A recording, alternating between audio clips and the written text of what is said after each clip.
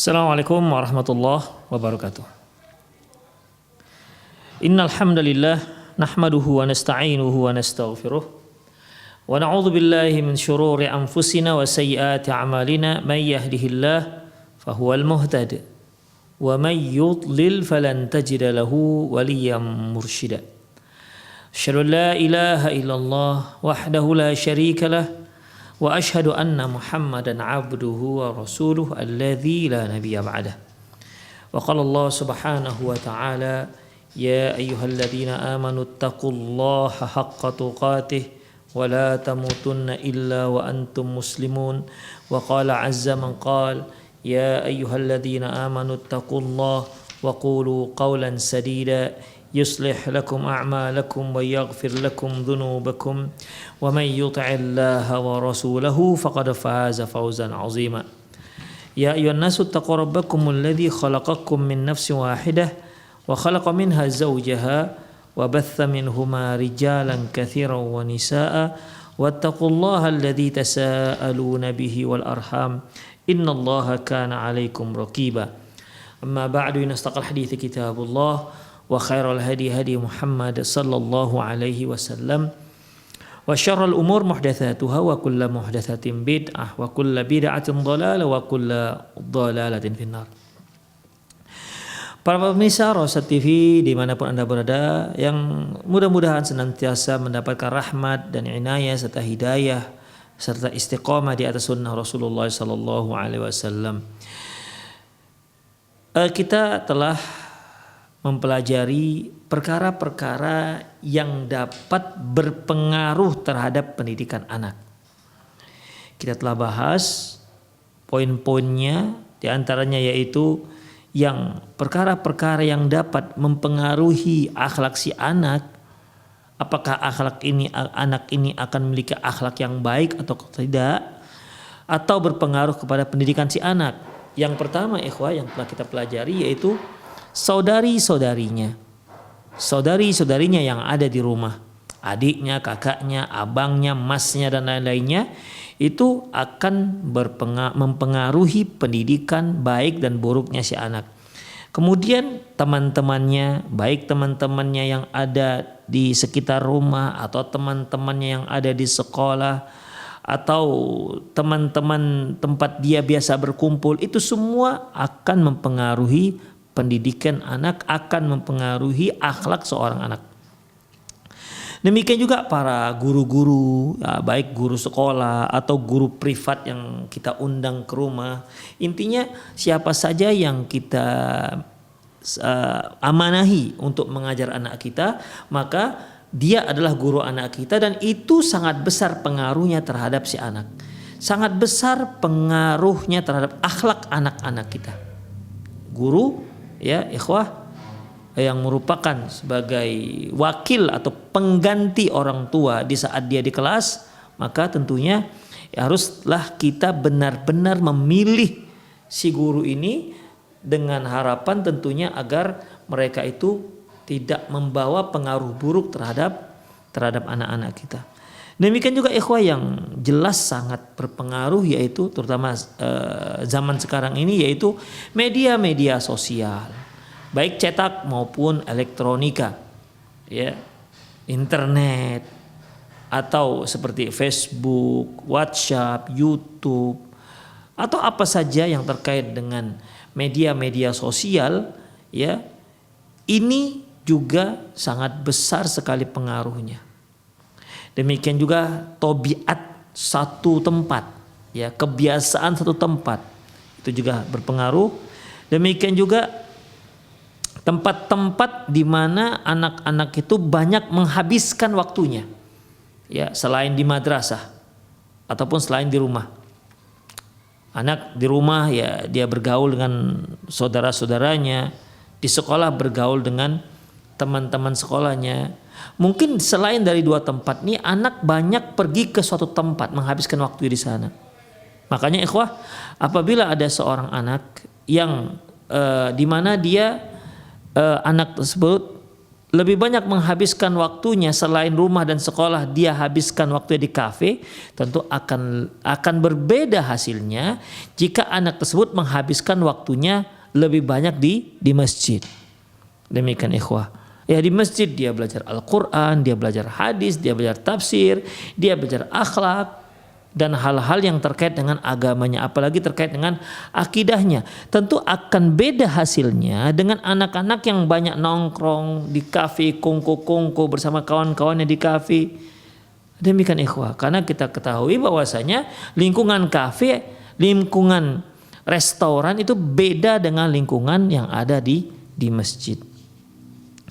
Kemudian ikhwah, juga tempat-tempat wisata, ya, juga sebagaimana yang telah kita pelajari, yaitu tempat-tempat wisata yang biasa kita kunjungi bersama keluarga kita.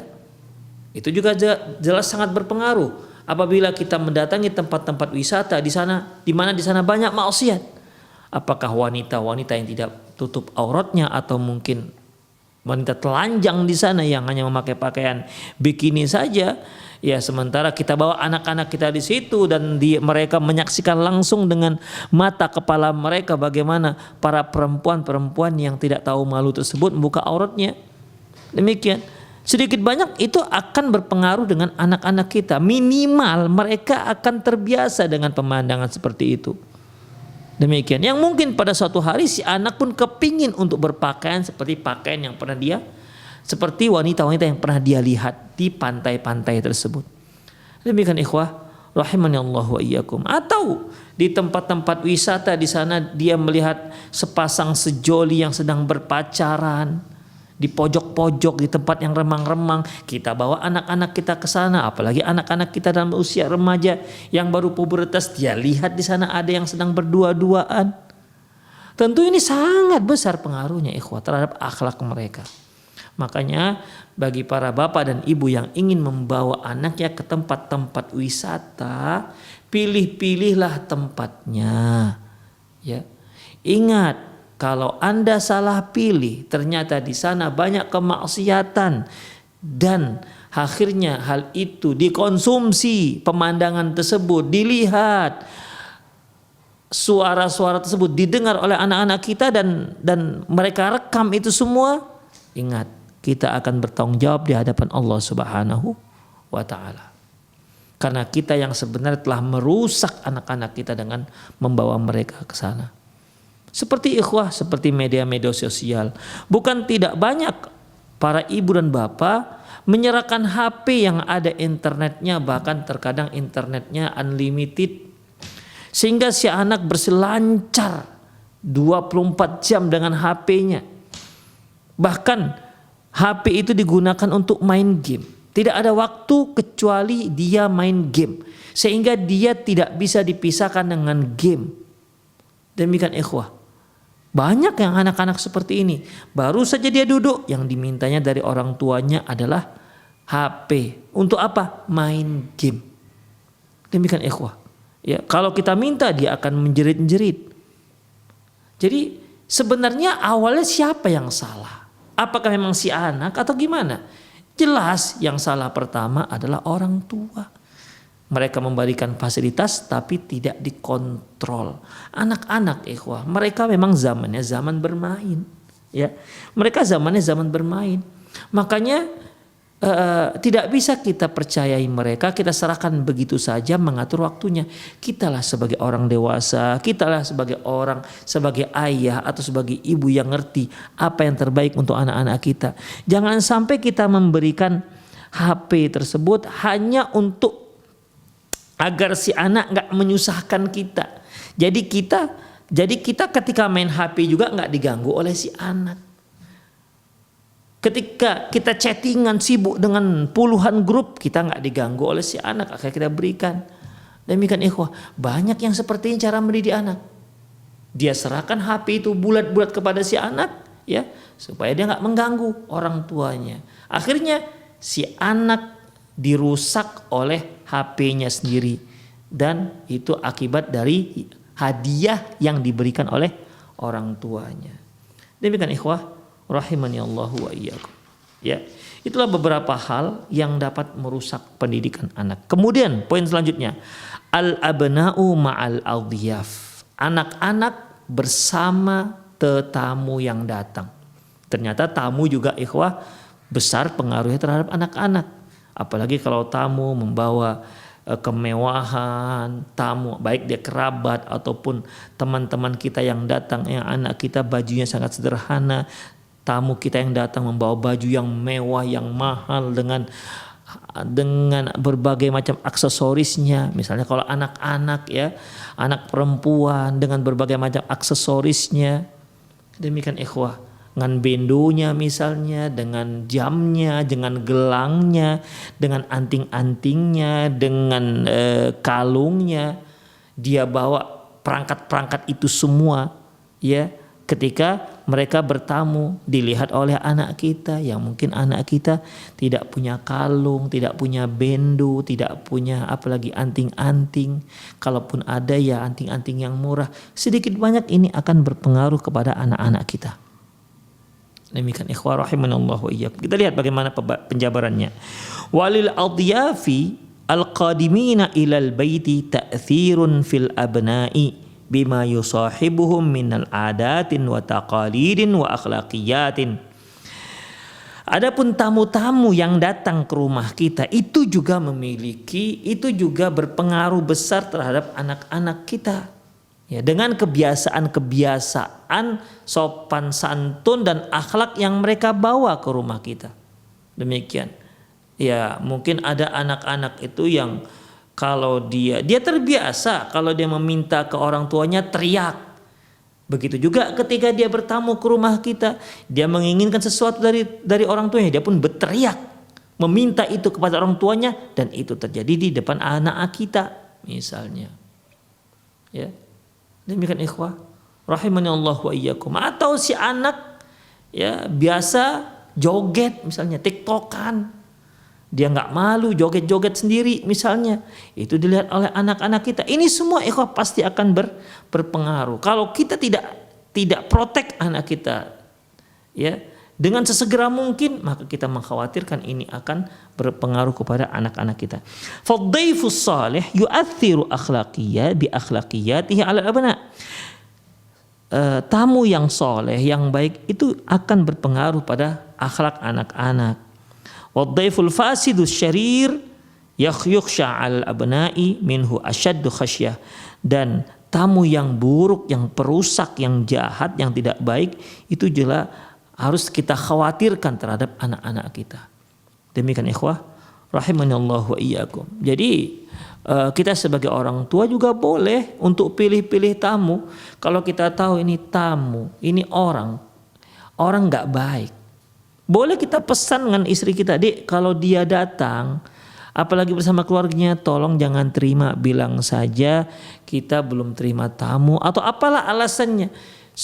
Sebenarnya kita tahu ini orang-orang nggak baik. Kalau mereka masuk ke rumah kita, dia akan membawa pengaruh yang tidak baik. Demikian ikhwah. Sebagaimana kisah Syuraih al-Qadhi ketika dia baru menikah, ya, pada malam pengantinnya, istrinya bertanya, ya, siapa yang boleh engkau izinkan untuk datang berkunjung dan siapa pula yang tidak engkau bolehkan. Apa kata Syuraih pada waktu itu rahimahullah? Adapun Banu Fulan itu orang baik-baik, silahkan, tidak apa-apa, terima dia sebagai tamu. Tapi kalau Banu Fulan, itu dia. Tapi kalau kabilah si Fulan itu jangan terima karena dia orang tak baik. Orang-orang tak baik, keluarga tak baik. Jadi boleh kita sebagai orang tua begitu ikhwah. Ya, sebagai suami boleh membatasi. Karena kita tahu ini kalau datang ke rumah kita akan membawa pengaruh yang tak baik. Demikian ikhwah rahimanallah wa iyyakum. Ya. Bukan tidak sedikit ada orang-orang bahkan kerabat yang datang ke rumah kita menghasut anak-anak kita. Dia tanya, berapa jajan dikasih orang tuamu? Hanya 2.000. Pelit sekali lah ayahmu itu. Kalau kami dikasih 10.000. Coba ikhwah. Bukan enggak anak kita menjadi iya pelit ayah kita ya. Na'udzubillah min dzalik. Pengaruh apa? Pengaruh kerabat yang datang. menghasut. Ada yang seperti ini, ikhwah. Bahkan bukan hanya anak yang dihasut, istri pun dihasut. Ya, istri pun dihasut. Bisa seperti itu. Bahkan bukan kerabat, terkadang kerabat-kerabat terdekat. Demikian ikhwah. Bahkan ada juga mertua yang datang ke rumah kita, dia menghasut anaknya. Qadarullah dapat mertua yang tidak baik akhlaknya. Sampai ada kejadian yang real ini, yang real ya, bukan di cerita bohong, bahwasanya dia mengadu ustadz, bagaimana, boleh nggak saya melarang istri saya agar, mengatakan pada istri saya agar jangan orang tua yang datang ke rumah kita. Saya tanyakan kenapa? Iya ustadz, sebab kalau sudah orang tuanya datang ke rumah kami, pasti bertengkar setelah orang tuanya pergi. Pasti kami bertengkar setelah orang tuanya pergi. Begitu ikhwah. Dan itu sudah terjadi berkali-kali. Demikian. Kira-kira boleh nggak? Ya tentu jawabannya boleh. Kalau seorang suami sebagai kepala rumah tangga yang bertanggung jawab di hadapan Allah Subhanahu wa taala, melihat itu bermudarat untuk rumah tangganya, untuk istri, untuk anak-anaknya, boleh dilarang. Demikian ikhwah rahimani Allah wa iyyakum. Jadi wa yambaghi ayyal tafital abu ila ahwali abnaihi ma'adyafi min wujuhin mutaaddidatin. Hendaklah seorang ayah benar-benar memperhatikan kondisi anaknya ketika dia berinteraksi dengan tamu-tamunya dari berbagai macam sudut. Famin dzalika mathalan idkhalul abna 'ala dhaif. Di antaranya ada yang memperlakukan anaknya, mensikapi anaknya ketika datang tamu, yaitu dia mengajak anaknya untuk berbaur dengan tamu. Fa fi dzalika nafa'un fi katsirin minal ahyani lima fi ikhtilatis saghir bil kabir wa iqtibasihi min akhlaqihi wa ta'awwadu ikramihi wa ijlalihi wa taqdirihi wa tarhibi bihi wal akhdhi min ilmi wa tajaribihi. Sehingga dengan demikian banyak manfaat yang bisa diambil, banyak faedah yang bisa diambil oleh, yang bisa dipetik oleh si anak dari berbaurnya antara anak kecil dengan orang besar. Jadi si tamu datang, anak-anak kita panggil, ayo di sini duduk nak. Begitu mendengar ini ikut, begitu ikut bercengkrama. Demikian, dengan demikian dia bisa melihat bagaimana akhlak si tamu, karena tamu yang datang ini orang soleh. Ya, dia bisa melihat bagaimana cara tamu ini berbicara, dia bisa melihat bagaimana akhlak yang baik pada tamu ini, bagaimana kemuliaan si tamu. Juga dia belajar bagaimana cara memuliakan tamu. Demikian ikhwah, dan mengambil ilmu si tamu dan pengalaman-pengalaman dari si tamu. Demikian banyak pelajaran ikhwah rahimahnya Allah itu kalau tamunya orang baik. Karena kalau orang baik ini tidak meluncur dari lisannya kecuali yang baik-baik. Demikian ikhwah, ya, apalagi kalau dia seorang guru agama yang banyak mengetahui tentang masalah-masalah syar'i, apalagi banyak dia hafal Al-Quran dan hadis, di mana kita bisa tanya jawab dengan dia masalah hukum, disaksikan oleh anak kita, masya Allah kan. Demikian, sehingga kedatangan tamu ini memang sangat diharapkan karena akan membawa kebahagiaan, akan membawa pencerahan terhadap si tuan rumah, bukan hanya ibu bapaknya, bahkan pada anak-anaknya. Demikian ikhwah rahimani Allah. Walakin kama la yakhfa anna hunaka man fi qulubihim maradun minan nas wa qad qala ta'ala fayatma'u alladhi fi qalbihi marad. Tapi memang di sana tidak dirahasiakan lagi satu hal yang tidak menjadi rahasia lagi, bahwasanya ada orang-orang yang hatinya itu berpenyakit, sebagaimana firman Allah dalam surah Al-Ahzab ayat 32, fayatma'a alladhina fi qalbihim marad. Ini ayat ikhwah menceritakan tentang kaum wanita, janganlah mereka mendayu-dayukan suaranya. Fala takhda'na bil qaul fayatma'a alladhi fi qalbihi marad. Janganlah kamu mendayu-dayukan suaramu sehingga hal itu akan membuat ada rasa ingin bagi orang-orang yang di hatinya ada penyakit. Wa qala subhana an aqwamin akharin. Allah Subhanahu wa taala juga menceritakan dalam surah Al-Baqarah ayat 10, fi qulubihim maradun fazadahumullahu marada. Di hati mereka itu ada penyakit, fazadahumullahu marada, sehingga Allah tambah lagi penyakit-penyakit yang lain di hatinya. Maka fahadhi ta'ifatul lati fi qalbiha maradun, dan orang-orang yang dalam hatinya itu banyak penyakit, idza dakhalat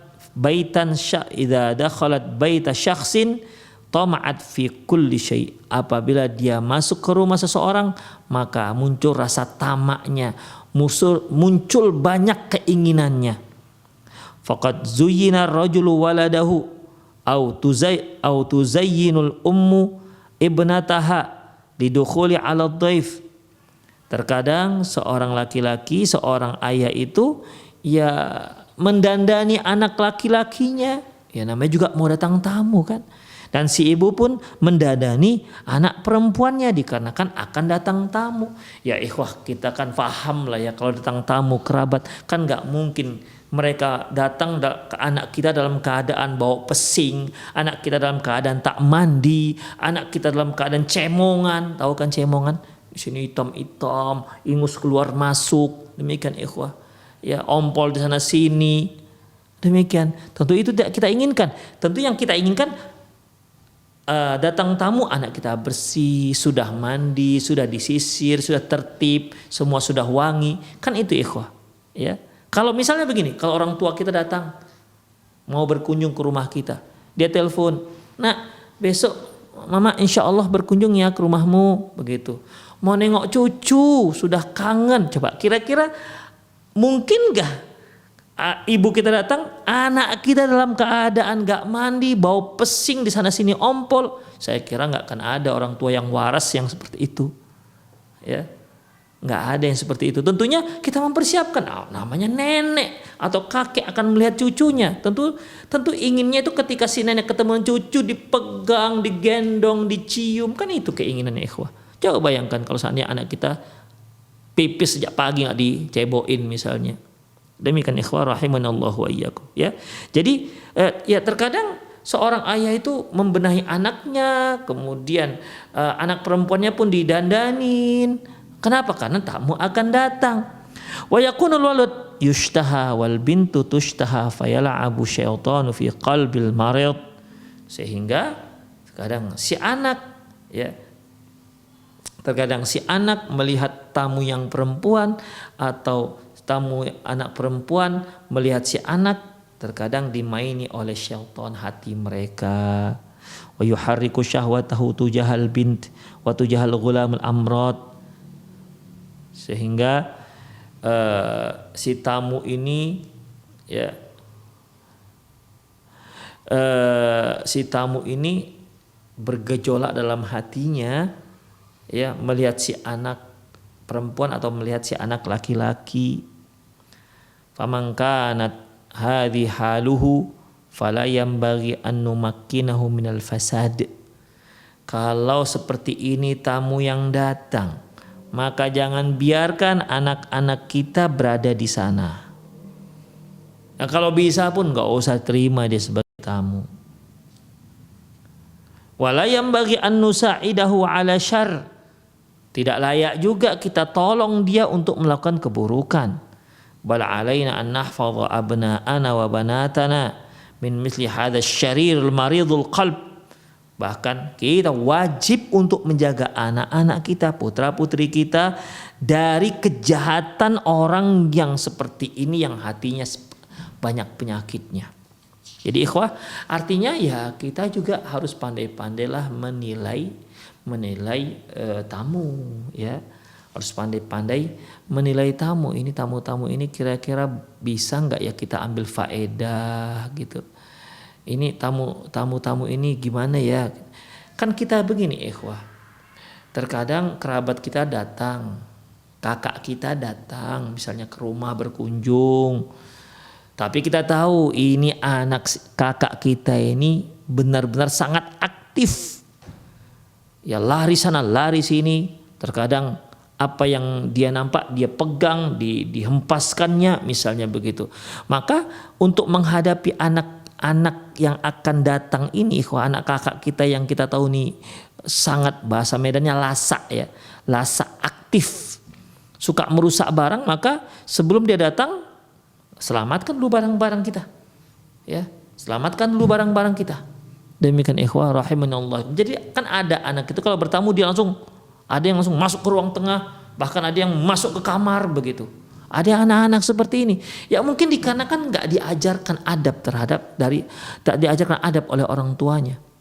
Nah, tanpa malu-malu, kadang-kadang ada yang berani buka lemari es, dibukanya ingin lihat apa dalamnya. Kadang-kadang buka lemari, apalah ikhwah, masuk kamar, ada yang begitu. Tanpa segan-segan dia masuk ke kamar. Ada yang anak-anak seperti ini, makanya kita harus bersiap-siap. Ada anak itu Masya Allah, tamu kita tuh bawa anak Masya Allah, soleh, Masya Allah. Duduk tenang, gak banyak ribut. Masya Allah, ada yang begitu ikhwah.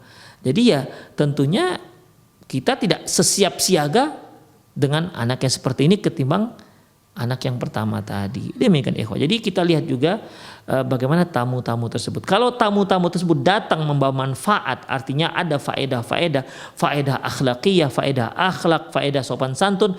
Coba kita kumpulkan anak kita, biar dia lihat ini cara bicara. Tengok tuh anaknya dia, Masya Allah, gitu kan. Tenang. Demikian ikhwah. Atau anaknya ada yang banyak sudah hafal Quran. Kita ingin anak kita seperti itu. Kita minta coba anak tamu kita coba baca An-Naba misalnya. Dia masih usia 4 tahun misalnya kan, anak kita biar perhatikan sehingga untuk memacu ataupun untuk memberikan spirit pada anak kita agar mendorong anak kita agar dia punya keinginan menghafal seperti anak tamu tersebut. Demikian ikhwah rahimanallahu wa ikum. Jadi ya itulah kondisi tamu ya, yang jelas akan berpengaruh. Fajadirun lil abi wal wabil maka sangat penting bagi seorang ayah dan ibu ayyuhafidhu ala abnaihima wa banatihima, hendaklah dia benar-benar memproteksi putra-putrinya, wa ayyahfadhahuma min mithli hadza, hendaklah dia jaga kedua mereka dari kejahatan seperti ini. Fahadhihi mas'alatun tuqaddiru biqadariha wa tudabbitu bidawabitiha. Dan masalah seperti ini kitalah yang pandai-pandai untuk mengukurnya, menyesuaikannya. Idh hiya takhtalifu min dhaifin ila dhaifin, karena berbeda satu tamu dengan tamu yang lain. Tidak bisa kita berikan sikap yang sama.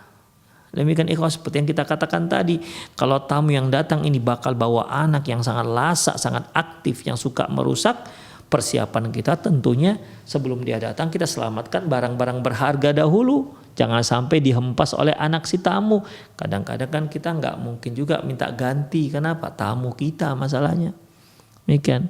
Ya, kalau tamu kita tersebut orang anak-anak tamu yang bawa anak-anak yang solehah, ya demikian ikhwah, ya tentu perlakuan kita akan berbeda, persiapan kita juga akan berbeda. Jadi beda tamu yang satu dengan tamu yang lain. Wa min waladin ila akhar, berbeda juga anak yang satu dengan anak yang lain.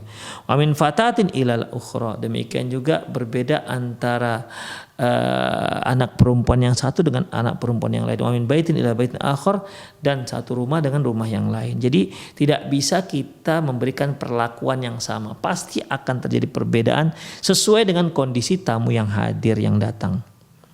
Summa inna dukhulal baiti wal fatatul hasanat. Kemudian masuk ke rumah sementara di sana ada seorang anak perempuan yang cantik jelita, allati hiya dunal bulugh, yang belum baligh, ya dia hampir baligh, bisyabin syaffafatin au bisyabin tubarrizu mafatinaha wa tasifu jismaha.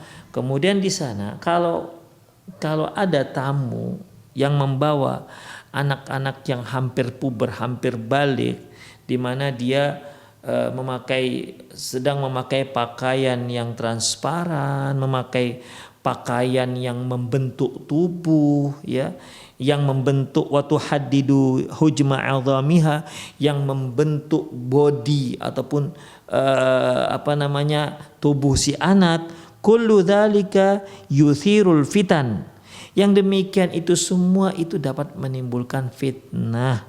Wa yuharriku kaminun fi katsir minal anfus, dan akan menimbulkan gejolak syahwat.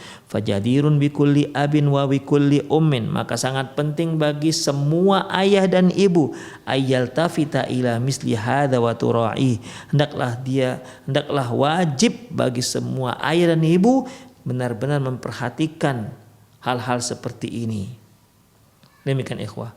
Jadi di sini penulis benar-benar sangat menekankan perhatian kita terhadap tamu dan bagaimana seharusnya kita perlakukan anak kita terhadap tamu-tamu tersebut. Wanzur ila hadzal maftun alladhi asabathu ad-da'watal mubarak Sa'ad bin Abi Waqqas. Perhatikan seorang yang maftun, ya, yang dia mendapatkan doa buruk dari Sa'ad bin Abi Waqqas radhiyallahu anhu.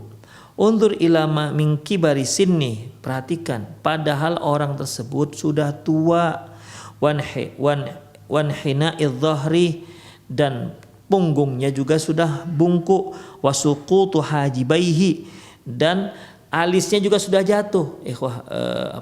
Kalau orang sudah tua, ya, sudah mulai tua, ini alisnya ini kan sudah mulai lebat dan mulai dia panjang. Macam saya ini sudah mulai panjang ini. Demikian. Mulai panjang itu lama-lama bisa menutupi mata. Demikian. Makanya kalau sudah di atas 50 atau 60 itu mulai, kalau kita pergi tukang pangkas, mulai dia memangkas alis kita ini. Karena apa? Mulai panjang. Kalau anak-anak masih muda kan nggak ada yang panjang. Panjangnya itu ketika dia sudah berusia di atas 50 tahun. Akhirnya harus dipotong, kalau enggak dia nanti terlalu turun kena mata alis ini. Ini yang disebut dengan wasuqutu hajibaihi, dan alisnya juga sudah banyak jatuh ke mata, menjadi panjang. Kaifa yasna'u ma'al fatayat. Ini orang sudahlah tua, punggungnya bungkuk, alisnya juga sudah panjang, ya. Kemudian perhatikan apa yang dilakukan terhadap anak-anak gadis yang orang tua ini, ikhwah. Ya, kalau kita lihat, kalau sudah tua, renta, masih mengganggu anak gadis, kita bilang ini, kalau bahasa Medan yang kasarnya, orang tua tak tahu diri. Begitulah kira-kira, ikhwah. Ya, kalau orang Medan bilang lupa dengan usianya. Bagaimana kisahnya? Hiya qissatuhu. Berikut kisahnya. Akhrajal Bukhari min hadits Jabir bin Samurah radhiyallahu anhu, yaitu kisah ini diriwayatkan oleh Imam Bukhari dari Jabir bin Samurah radhiyallahu anhu. Qala, dia berkata, syaka ahlul Kufah Sa'dan ila Umar, bahwasanya penduduk Kufah mengeluhkan sikap Sa'ad kepada Umar bin Khattab, maksudnya Sa'ad bin Abi Waqqas. Waktu itu Sa'ad bin Abi Waqqas menjabat sebagai gubernur. Fa'azzalahu wasta'mala alaihim Ammaran. Maka Umar pun menonaktifkannya dari jabatan gubernur dan mengganti jabatan gubernur dan menggantinya dengan Ammar. Fasyaqau hatta dzakaru annahu la yuhsinu yusalli wa arsala ilaihi faqala. Kemudian mereka mengatakan bahwasanya ini Sa'ad bin Abi Waqqas ini bahkan tidak bisa sholat dengan cara yang baik, kata mereka. Begitulah isunya. Fa arsala ilaihi, maka Umar pun mengirimkan utusan kepada Sa'ad bin Abi Waqqas, ya, supaya menghadap ke beliau. Faqala ya Aba Ishaq. Umar bin Khattab bertanya, wahai Abu Ishaq. Abu Ishaq ini kunyah Sa'ad bin Abi Waqqas. Wahai Abu Ishaq, inna haula yaz'umuna annaka la tuhsinu yusalli. Ya Aba Ishaq, mereka penduduk Kufah mengatakan kamu itu bahkan tidak pandai sholat. Kemudian qala Abu Ishaq menjawab, ama ana wallahi fa inni kuntu usalli bihim salata Rasulullah sallallahu alaihi wasallam wala akhrimu anha. Apa kata Sa'ad bin Waqqas? Demi Allah, aku ini sholat persis sebagaimana sholat yang dilaksanakan Rasulullah SAW dan tidak aku kurang-kurangi. Usalli sholat al-isya fa'arkudu fi awalaini fil ulayaini wa akhifu fil ukhrayaini. Dan aku sholat isya 2 rakaat yang pertama aku agak panjangkan, 2 rakaat yang kedua itu agak aku pendekkan. Qala dzalika dhannu bika ya Abu Ishaq. Sebenarnya demikianlah sebenarnya persangkaan kami kepada engkau ya Abu Ishaq. Artinya kalau persangkaan kami kepada Anda itu isu ini enggak benar. Laporan yang tidak benar. Kemudian fa arsala ma'hu rajulan wa rijalan ilal Kufah. Lantas Umar bin Khattab pun mengirim bersama Abu Sa'ad itu beberapa orang, 1 orang atau beberapa orang ke Kufah. Jadi pulangnya Sa'ad bin Abi Waqqas berbarengan dengan para penyidik begitu. Kemudian fasa'ala anhu ahlul Kufati walam yada' masjidan illa sa'ala anhu wa yasnuna ma'rufan. Dan ini orang-orang yang diutus Umar bin Khattab ke Kufah, tugasnya apa? Menanyai penduduk kota Kufah. Hingga tidak ada satu masjid pun kecuali mereka masuki dan bertanya dan menanyai mereka tentang gubernur kota Kufah, yaitu Sa'ad bin Abi Waqqas yang baru saja dilengserkan ataupun dinonaktifkan oleh Umar bin Khattab. Jawaban mereka bagaimana? Wa yusnun. Tidak ada satu masjid pun yang mereka tanya tentang Sa'ad bin Abi Waqqas kecuali penghuni masjid itu memuji kebaikan Sa'ad bin Abi Waqqas hatta dakhala masjidan li Bani Absin, hingga mereka sampailah ke masjid yang bernama masjid punya Banu Absin. Faqama rajulun minha. Mereka pun bertanya tentang bagaimana pendapat kalian tentang Sa'ad bin Abi Waqqas. Maka seorang laki-laki berkata, yuqalu lahu Usamah bin Qatadah, namanya Usamah bin Qatadah. Yukanna bi Abu Sa'dah, kunyahnya Abu Sa'dah. Qal ama idna syattana inna Sa'dan kana laysiru bisariyatin. Adapun karena kalian sudah bertanya kepada kami, si Sa'ad itu tidak pernah ikut perang. Wala yuqsimul bisawiyah, dan kalau membagi dia tidak bagi dengan cara yang sama. Wala ya'dilu fil qadiyah, dan juga tidak adil dalam menetapkan hukuman. Qala Sa'ad, lantas Sa'ad berkata, mendengar itu Sa'ad berkata, ama wallahi la ad'uwanna bisalasatin. Demi Allah aku akan doakan dia dengan 3 doa. Apa itu? Wa'arradahu bil fitan. Apa tiganya? Allahumma in kana abduka hadza kadiban qama riya'an wa sum'atan. Ya Allah, apabila hambamu ini yang mengatakan aku seperti itu tadi, itu siapa tadi? Namanya si Abu Sa'dah ya.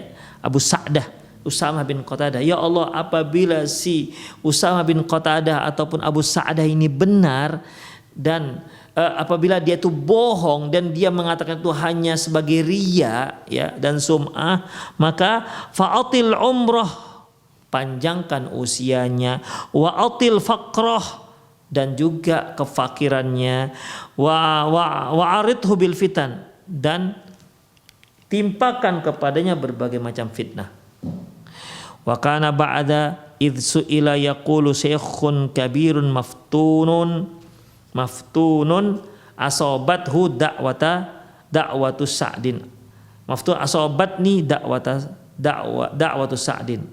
Apabila dia ditanya tentang kondisi dirinya, maka si Usamah bin Qatadah ini atau Abu Sa'dah ini akan berkata, saya ulangi, kalau dia ditanya tentang dirinya, kalau ada orang datang dan bertanya tentang dirinya, apa jawabnya tentang dirinya?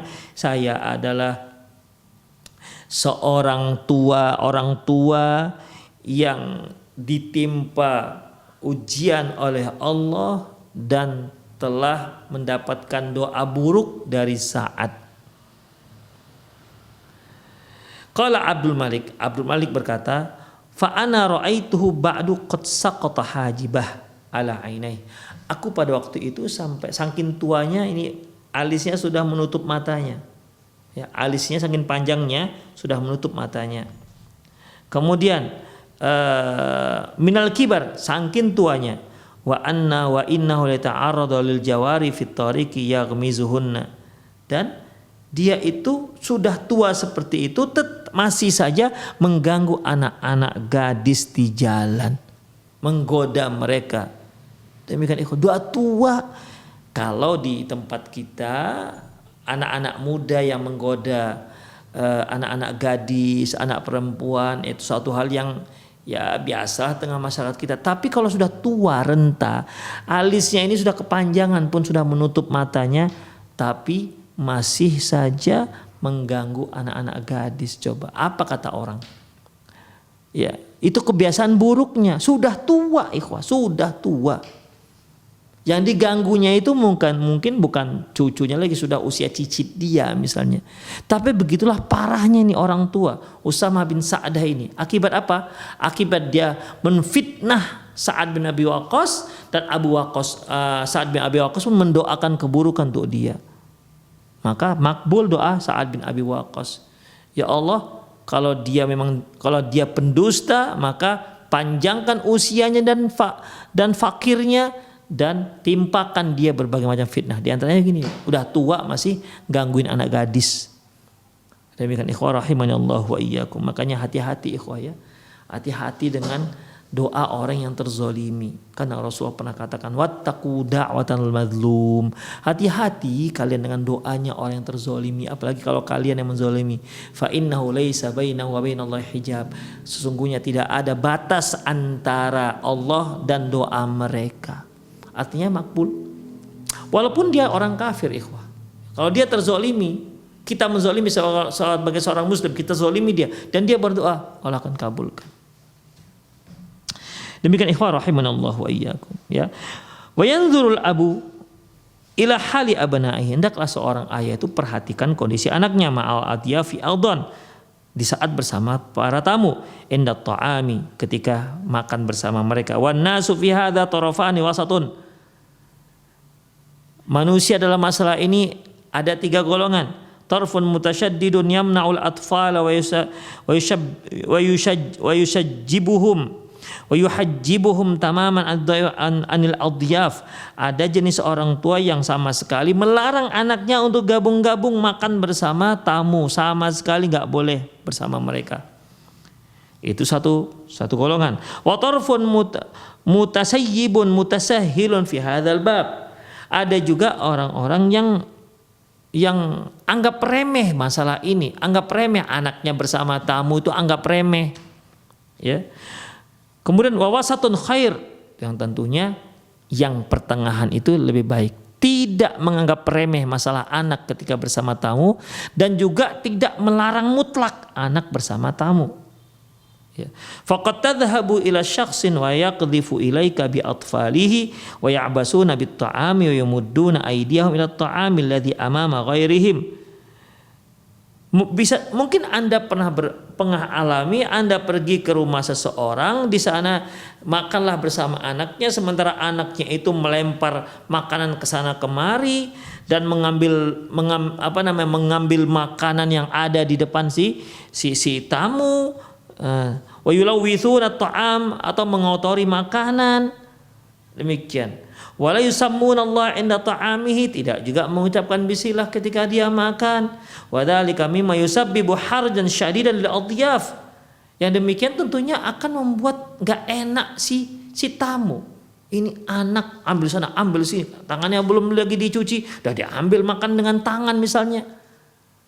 Demikian ikhwah. Akhirnya kan membuat enggak enak si tamu.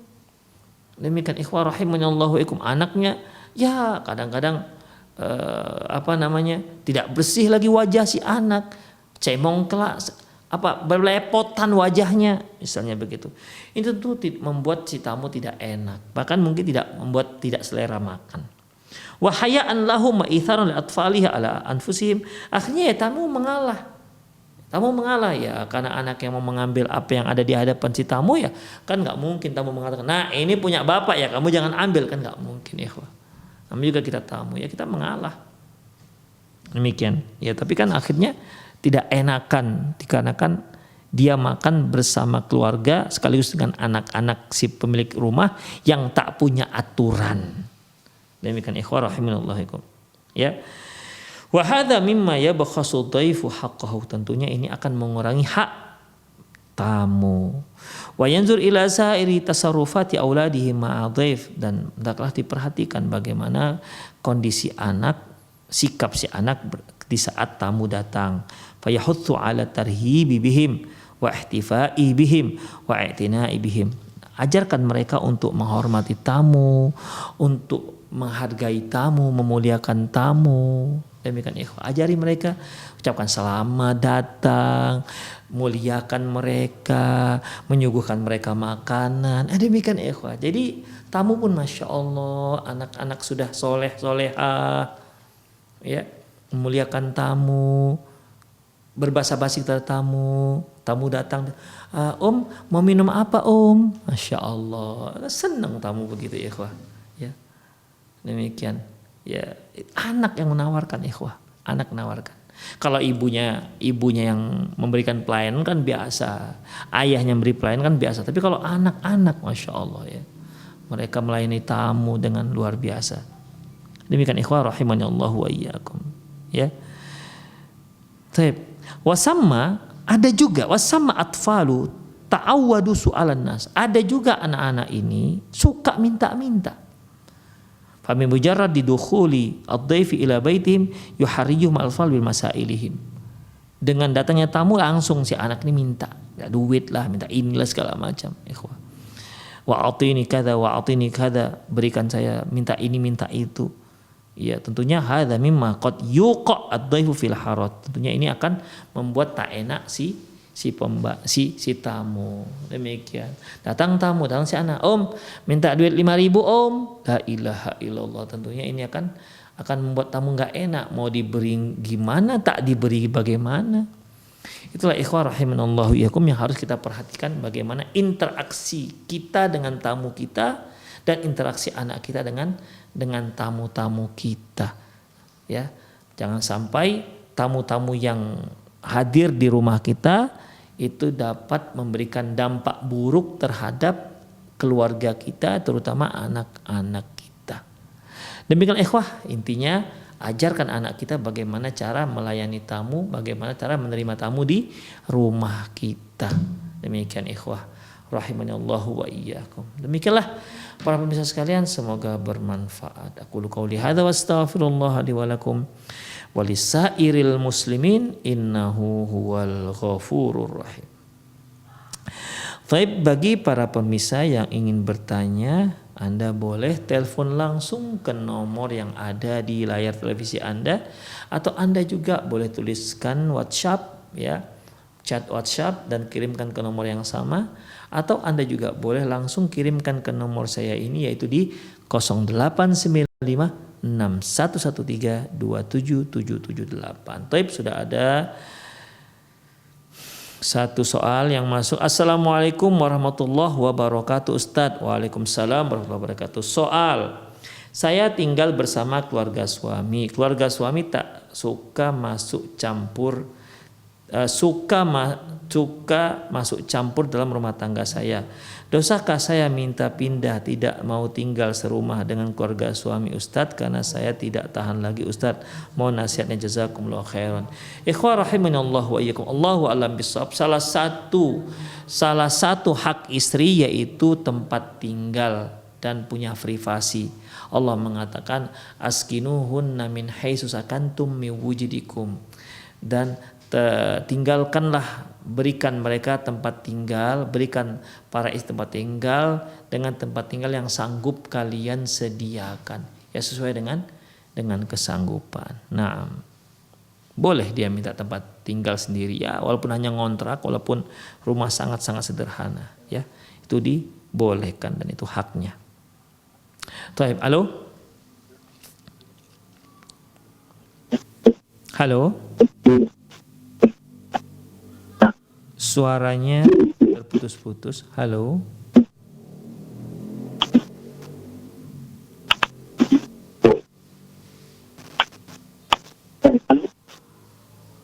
Halo, assalamualaikum. Waalaikumsalam warahmatullahi wabarakatuh. Ya, Pak. Silakan, Pak. Dengan Bapak siapa dari mana? Halo, Assalamualaikum. Waalaikumsalam warahmatullahi wabarakatuh. Dengan Bapak siapa dari mana? Iya, Ustaz, ini Wawan, Pak Ustaz. Kurang begitu jelas, agak dikuatkan dikit. Ya gimana? Ya, begini Pak Ustaz. Ya, silakan. Apakah boleh uang zakat itu diberikan kepada saudara yang kesusahan, Pak Ustaz? Oh iya. Saya bingung itu masuk $8 Besarkan sedikit. enggak, karena selain itu dia benar-benar sangat membutuhkan, tapi punya motor bagus gitu Pak Ustaz. Tapi usaha sudah tidak punya. Iya. Apakah boleh saya memberikannya untuk saudara tersebut? Baik. Dan yang kedua Pak Ustadz, mengenai istri itu kalau misalnya keluarkan, kalau secara syariah Islam harus izin dengan suami. Ya.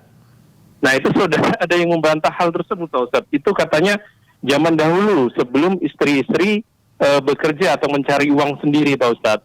Baik. Nah kalau sekarang ini kita harus melihat katanya seperti itu, kalau istri sudah bekerja tidak sepenuhnya harus minta izin gitu Pak Ustadz. Dan itu bertentangan dengan pikiran saya Pak Ustadz gitu. Mohon penjelasannya Pak Ustadz. Oke. Terima kasih. Assalamualaikum warahmatullahi wabarakatuh. Assalamualaikum warahmatullahi wabarakatuh. Barakallahu fikum. Bagi Bapak yang bertanya mengenai apakah boleh kita mengeluarkan zakat harta kita untuk saudara-saudara kandung kita. Ikhwah para pemirsa rahimani Allah wa iyyakum, dalam masalah ini ya, kita boleh memberikan zakat kepada orang-orang yang tidak berada di bawah tanggung jawab kita. Ya. Kita boleh mengeluarkan zakat ke orang-orang termasuk kerabat yang memang di luar tanggung jawab kita nafkahnya. Nah, seperti saudara-saudara kita. Maka kalau kita melihat saudara kita itu miskin, dia termasuk kategori orang fakir, sebagaimana firman Allah Subhanahu wa taala, "Innamas shadaqatu lil fuqara wal masakin wal 'amilina 'alaiha wal mu'allafati qulubihim," seterusnya. Sesungguhnya zakat itu diberikan kepada orang miskin dan fakir dan seterusnya. Apabila saudara kita tersebut memang termasuk dalam kategori orang fakir dan miskin, mereka boleh kita berikan zakat, bahkan lebih diutamakan ketimbang kita memberikan kepada yang bukan kerabat kita. Rasulullah Shallallahu Alaihi Wasallam memberikan dorongan kepada kita untuk memberikan sedekah atau zakat itu malah lebih diutamakan kepada kerabat-kerabat kita. Wa ulul arhami ba'dhum aula bi ba'dhin fi kitabillah. Orang-orang yang ada punya hubungan rahim itu lebih utama sebagaimana disebutkan dalam kitabullah. Oleh karena itu bahkan Rasulullah katakan, bahkan kita mendapatkan dua pahala. Pahala sedekah atau pahala zakat dan pahala menguatkan ataupun menghubungkan tali silaturahmi, dua pahalanya. Demikian ikhwah. Jadi kalau ada di sana orang fakir tapi bukan kerabat, ini fakir tapi kerabat, maka utamakan berikan kepada yang kerabat. Allahu a'lam bissawab. Adapun mengenai wanita-wanita yang keluar rumah yang harus izin, ya, yang harus izin, maka dalam masalah ini tentu berbeda satu keluarga dengan keluarga yang lain. Tergantung sang suami. Izin itu bisa per kegiatan, ya, bisa secara umum. Misalnya ini, si istri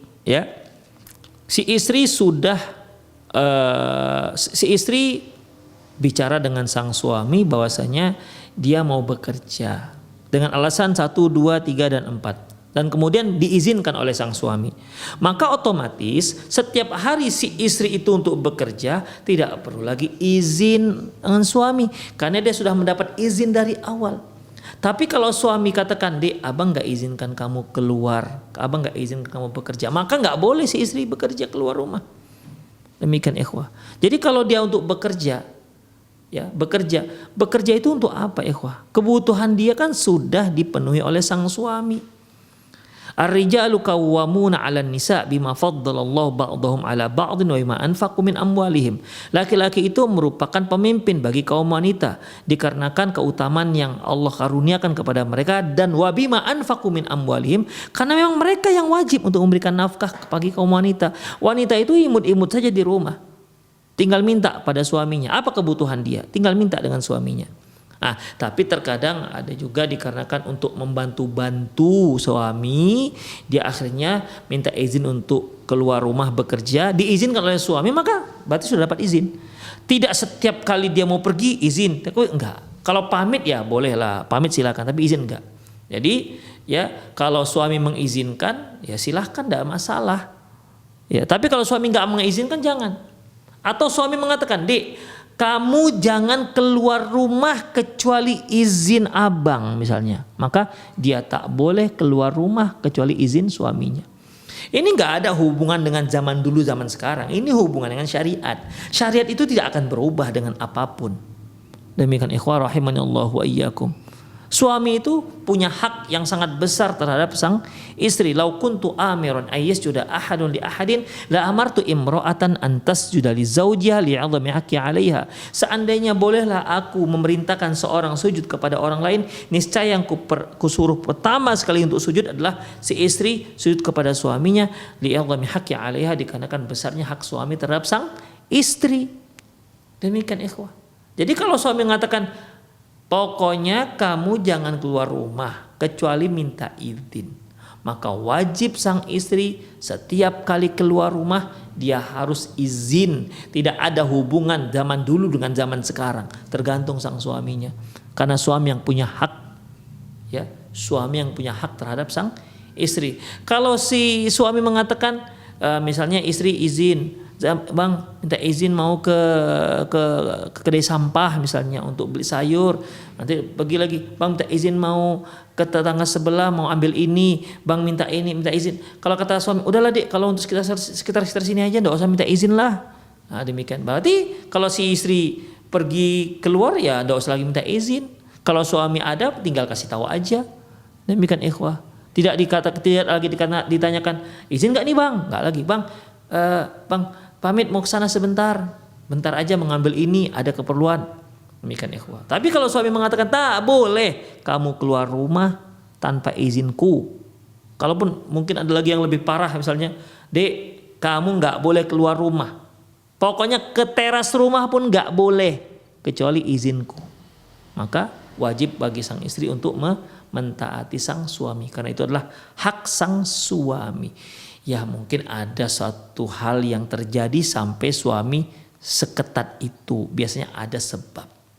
Nah, demikian ikhwah rahimani Allahu wa iyyakum. Jadi tidak apa-apa yang seperti itu, boleh, itu hak suami. Demikian ikhwah. Ada satu hadis yang Rasulullah katakan, "Idza shalatil mar'atu khamsaha wa shamat syahraha wa hafizat farjaha dakhalatil jannah min ayyi abwabin sya'at." Kalau seorang wanita itu salat yang 5 waktu, puasa Ramadan, menjaga kehormatannya, mentaati suaminya, maka qila laha dukhuli, dikatakan kepadanya silakan masuk. Qila laha, dikatakan kepadanya udkhuli min ayyi abwabin syi'ti, silakan kamu masuk dari pintu surga mananya saja yang engkau inginkan. Allahu a'lam bishawab. Naam. Halo. Halo. Halo.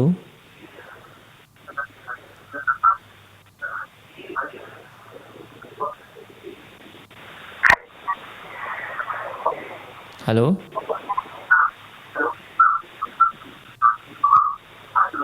Halo. Halo ya Pak, dengan Bapak siapa dari mana? Halo, Assalamualaikum. Waalaikumsalam warahmatullahi wabarakatuh. Dengan Bapak siapa dari mana?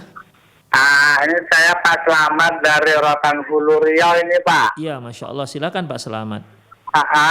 Mau tanya-tanya ini Pak. Ya silakan Pak. Gimana hukumnya Pak kalau kita untuk memuliakan tamu dengan cara kita berhutang untuk memuliakan, misalnya kita mau memberi minum, kita hutang dengan tetangga untuk menyediakan air minumnya, begitu juga dengan makanan. Iya. Kita hutang dengan tetangga untuk memberi makanan tamu. Dan satu lagi nih Pak, bagaimana hukumnya kalau zakat fitrah itu kita hutang dulu, nanti setelah Idul Fitri kita bayar hutang untuk zakat tadi. Dan gitu aja Pak ya pertanyaan saya. Assalamualaikum warahmatullahi wabarakatuh. Waalaikumsalam warahmatullahi wabarakatuh. Baik, apa hukumnya berhutang untuk memuliakan tamu?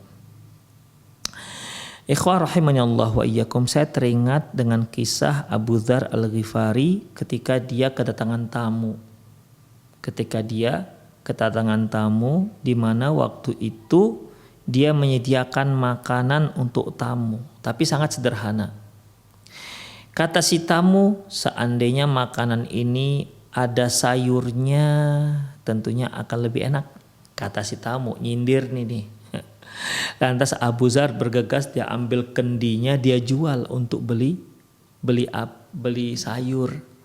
Nah, setelah mereka makan, kata si tamu, alhamdulillah yang telah menjadikan kita sebagai qanaah. Apa kata Abu Dzar Al-Ghifari ya, kalau saya tidak silap, salah ya. Seandainya kamu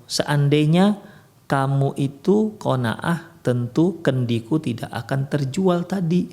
Demikian ikhwah. Jadi intinya sebenarnya ikhwah, salah satu adab dalam memuliakan tamu, kita tidak boleh takalluf. Kita tidak boleh takalluf, itu artinya sampai menyusah-nyusahkan diri untuk memuliakan tamu. Seperti berhutang, kita sampai berhutang untuk memuliakan tamu. Maka dalam masalah ini ikhwah tidak dibenarkan. Terkecuali kalau kita hutang, kita punya uang yang bisa kita tutupi utang tersebut. Hanya kita nih belum gajian. Saya besok gajian ini. Misalnya nih kita kedatangan tamu, kami besok datang ya gitu. Kita katakan udah besok makan siang di rumah saya, begitu kan. Tapi kita nih belum gajian tuh besok. Demikian, gajian besok, maka boleh kita hutang karena kita punya uang untuk menutupinya, hanya belum cair sekarang, maka itu dibolehkan. Ya, itu dibolehkan karena sebenarnya kita bukan tidak sanggup, tapi uang kita belum cair. Boleh ikhwah, dan ini insya Allah termasuk dalam sabda Rasulullah, man kana yu'minu billahi wal yaumil akhir falyukrim dhaifahu. Barang siapa yang beriman terhadap Allah dan hari akhirat, hendaklah dia muliakan tamunya. Namun kalau dia berhutang, dia sendiri nggak tahu bagaimana cara membayarnya, ya, dari mana uang yang akan dia gunakan dan nyicilnya juga kapan, maka la yukallifullahu nafsan illa wus'aha. Allah tidak membebankan seseorang kecuali yang sanggup dia lakukan. Jadi jangan takalluf. Takalluf itu menyusah-nyusahkan diri dalam memuliakan tamu. Allahu a'lam bishawab. Adapun untuk zakat fitrah dengan cara ngutang, Rasulullah Shallallahu Alaihi Wasallam mewajibkan zakat fitrah ini bagi siapa yang mampu. Demikian, bagi siapa yang mampu. Yang tidak sanggup, maka tidak perlu dia membayar zakat fitrah. Bahkan dia boleh menerima zakat fitrah. Demikian ikhwah. Jadi nggak perlu berhutang dalam mengeluarkan zakat fitrah. Ya Pak ya, yang ada di serotan ya. Ya, semoga jawaban ini bisa memberi pencerahan bagi Bapak yang bertanya tadi. Allahu alam bissawab. Sepertinya tidak ada soal yang masuk kecuali hanya satu soal. Baik, para pemirsa sekalian dan para pemerhati Rosyad TV di rumah dan dimanapun Anda berada, semoga kajian kita yang sedikit ini bermanfaat, ya, bermanfaat terutama bagi orang tua yang memiliki anak-anak. Hendaklah perhatikan anak kita, bagaimana interaksi mereka dengan para tetamu kita, dan juga perhatikan tetamu-tetamu yang datang ke rumah kita. Jangan sampai mereka malah membawa dampak yang buruk terhadap anak-anak kita. Kita berharap tamu-tamu yang datang adalah tamu-tamu yang soleh dan solehah, yang memberikan kenyamanan, yang memberikan manfaat yang besar dan pelajaran serta pengalaman yang baik untuk kita dan anak-anak kita. Dan perhatikan juga, ya, ajarkan juga kepada anak kita bagaimana cara berinteraksi, bagaimana cara memuliakan tetamu yang datang berkunjung ke rumah kita, apakah kerabat kita atau mungkin teman-teman kita atau tetamu-tetamu yang lain yang datang berkunjung ke rumah kita. Sehingga anak-anak kita itu mengerti bagaimana bersikap terhadap tamu, bagaimana sikapnya ketika makan bersama tamu. Demikian ikhwah. Semoga Allah Subhanahu wa taala menganugerahkan kita anak-anak yang saleh dan salehah yang mendoakan kita dan bertemu dengan kita di surganya Allah Subhanahu wa ta'ala bersama dengan kita di Jannatun Naim. Demikian para ikhwah fiddin, semoga apa yang kita bahas bermanfaat. Aku qouli hadza astaghfirullah li wa lakum wa lisairil muslimin innahu wal ghafurur rahim. Kita akhiri dengan doa kafatul majlis. Subhanakallahumma wa bihamdik asyhadu an la ilaha illa anta astaghfiruka wa atubu ilaik. Wa sallallahu ala nabina Muhammad wa ala alihi wa ashabi ajma'in. Wa akhir da'wana alhamdulillahi rabbil alamin. Wassalamu alaikum warahmatullahi wabarakatuh.